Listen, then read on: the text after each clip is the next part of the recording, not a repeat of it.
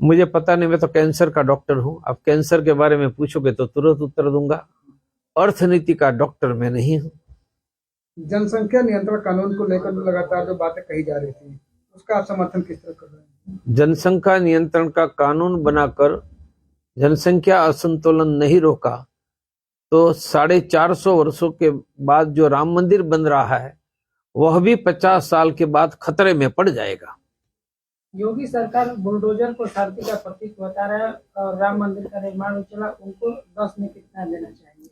मैं तो तलवार को भी शांति का प्रतीक ही मानता हूं, और आर्मी के हाथ में मिसाइल है उनको भी शांति का प्रतीक मानता हूं। क्यों?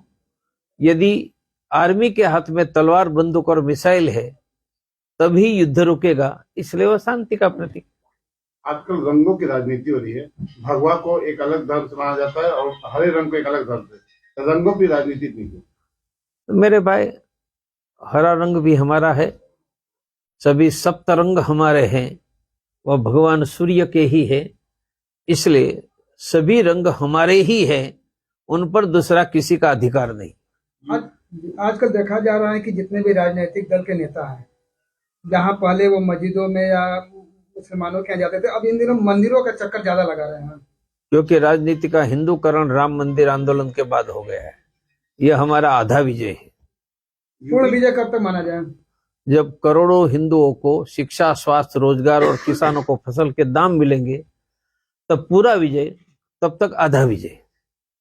आप जो राम मंदिर में काफी अग्रणी थे, लेकिन इस समय आप दिखाई नहीं दे रहे, जबकि अयोध्या का निर्माण हुआ। मेरे भाई, मंदिर के लिए आंदोलन करना था तब हमें दिखना था ना।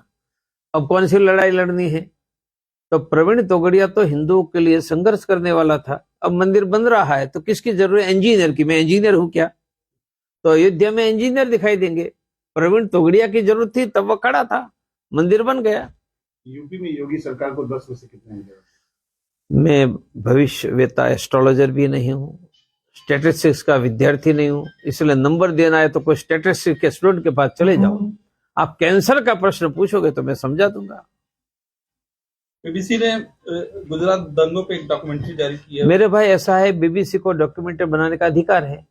मेरे को तो बनाना है तो गोधरा के ट्रेन में निर्दोष हिंदू को कैसे जलाए उनकी भी डॉक्यूमेंट्री बनाओ। मेरे भाई, सीता का हरण नहीं होता तो बोलो लंका दहन होता क्या? गोधरा नहीं होता तो गुजरात नहीं होता।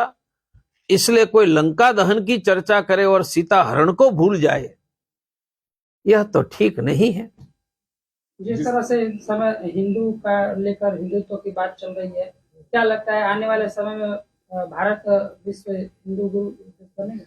भारत हिंदुओं का बाप दादों का देश है, बनकर रहेगा, आगे भी रहेगा। ये धरती हिंदू और अभी भी है, आगे भी रहेगी।